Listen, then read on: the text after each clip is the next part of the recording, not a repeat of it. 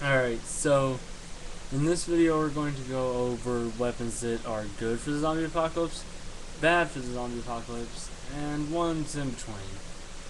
And we might as well start with the bad. Go ahead and get it out of the way. First off,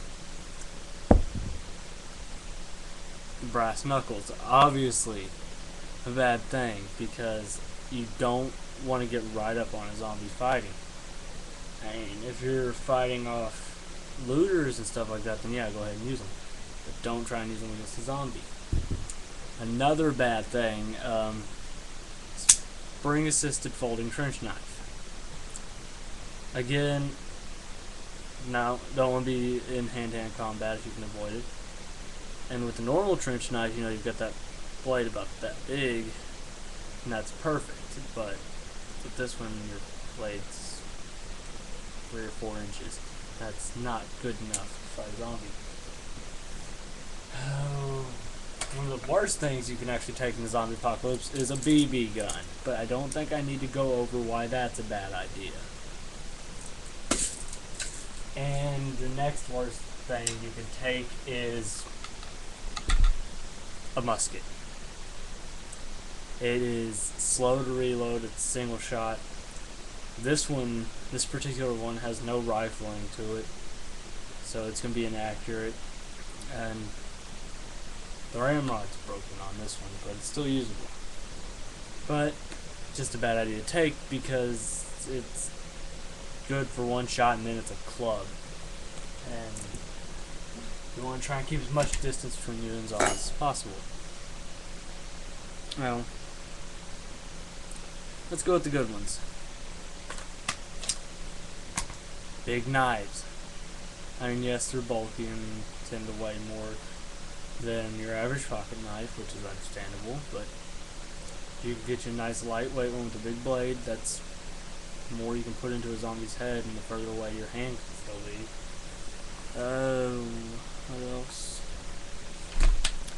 Yeah, you'll notice I like the Rambo style knives, and yeah, I know this one's got flat top to it, unlike the actual Rambo knife, which has a curve there and all that crap. I don't care. I don't have the money to spend $90-something on the exact replica of it, so I go with the cheap knockoff. And this is heavy, sharp, and so you can just take a zombie's head right off with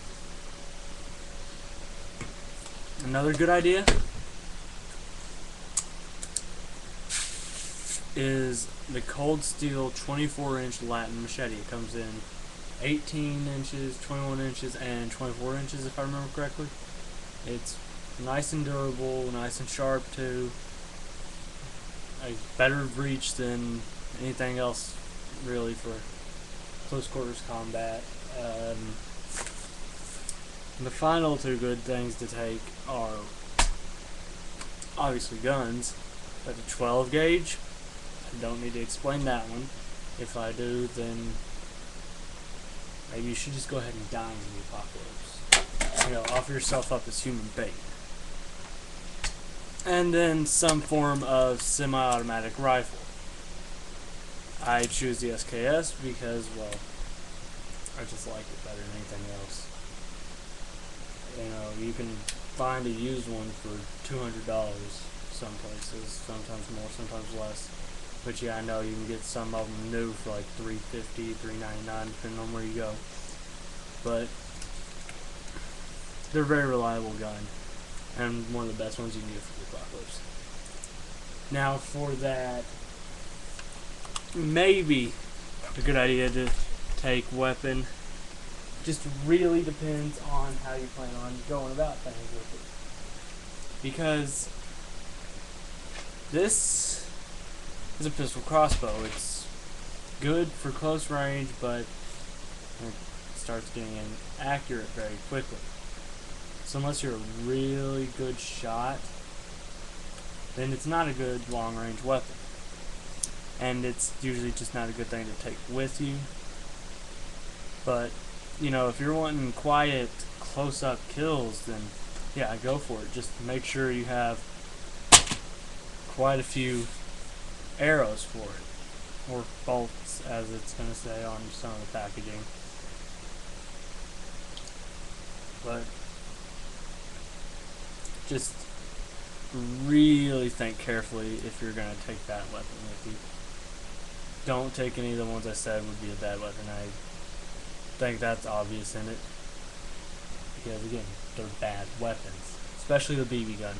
If I catch you out in the zombie apocalypse with a BB gun, I'm going to personally kick you in the face. And then probably tie you to a tree or something to wait for the zombies to come. So there's some form of live bait out there to attract them. Well, that's about it. If you think you know better weapons to take, put it in the comments. I'll read them down below.